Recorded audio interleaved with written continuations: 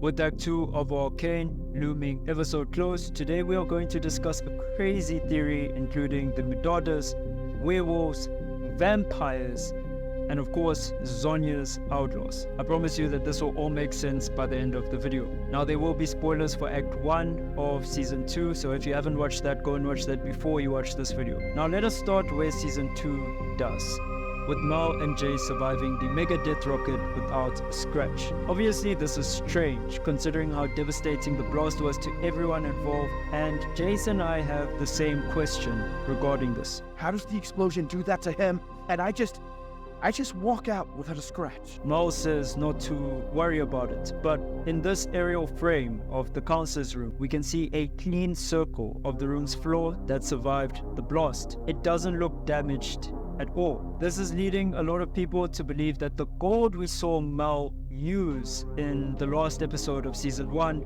was Zonya's outlaws. This is an item in League that makes you invulnerable for a short amount of time. The appearance of the Cainic Rukun from League of Legends on Rictus' spear tells us that items from the game can appear in Arcane, which is now important considering Ambessa stole something. Ambessa's son, which would be Mal's brother Kino, was said to have offended the wrong man, leading to his death. Now the details around this are sketchy and are currently being covered up.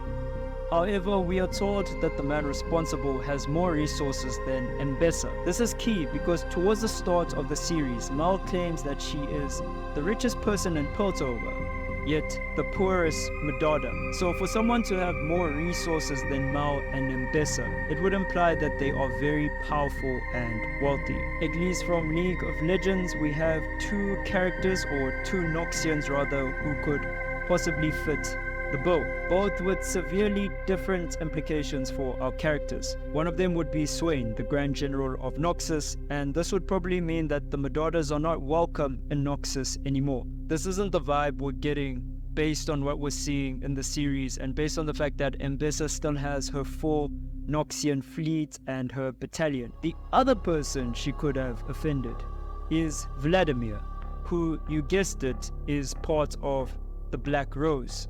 He's a co-founder of this organization with Leblanc.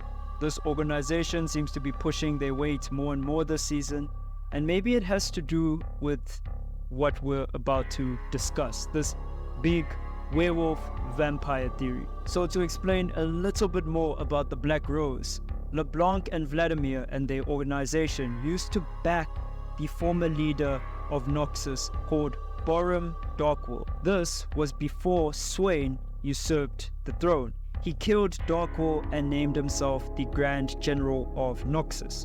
This scene with Ambessa might be a reference to this change of guard that was taking place at the time as Swain takes over.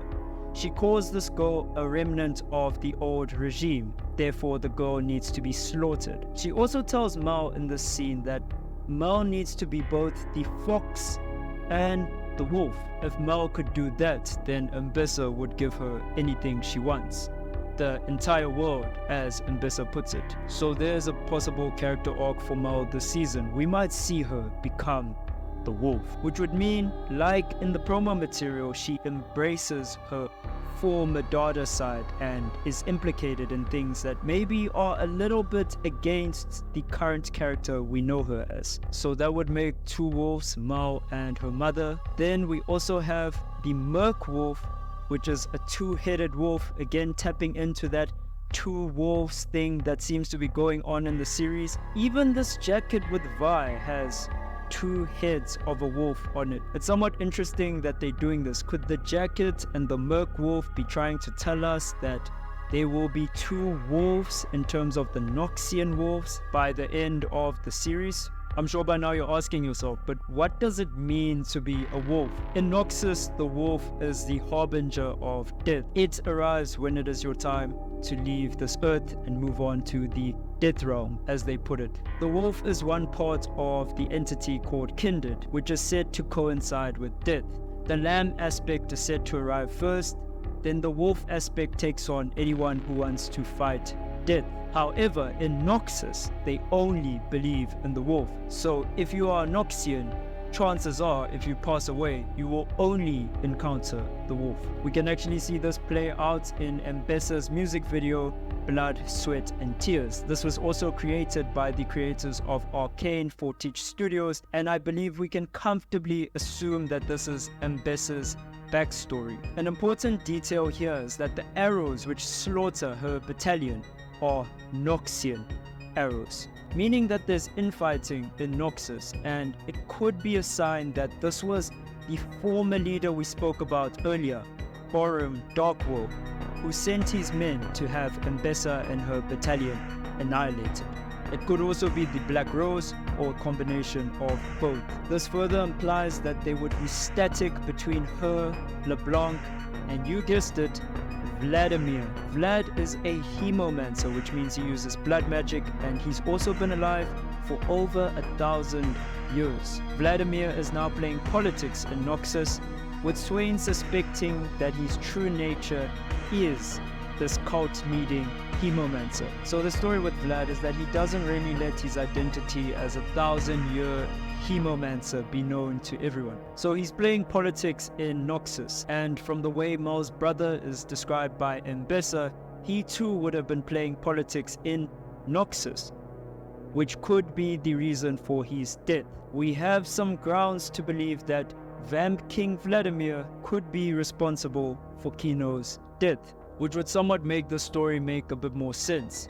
However, the item that Ambessa stole seems to be more of a pain for LeBlanc than it is for Vladimir. The only evidence I have about this part is that whatever this spell is that they're using doesn't seem to be blood magic. And another thing we should mention is that Vlad is currently trying to cut his ties to the Black Rose and build his own cult called the Crimson Circle. So a play-by-play of the events of this werewolf theory, or this wolves and vampire theory that I have, would be that Darkwool wants Ambessa dead in the past. Ambessa decides to side with Swain after her battalion gets wiped out. Ambessa manages to help Swain kill Darkwool and remove him from the throne. Obviously, because the Black Rose was backing Darkwool, they get upset at Ambessa and they are forced into hiding. Ambessa then presses them and steals something from the Black Rose.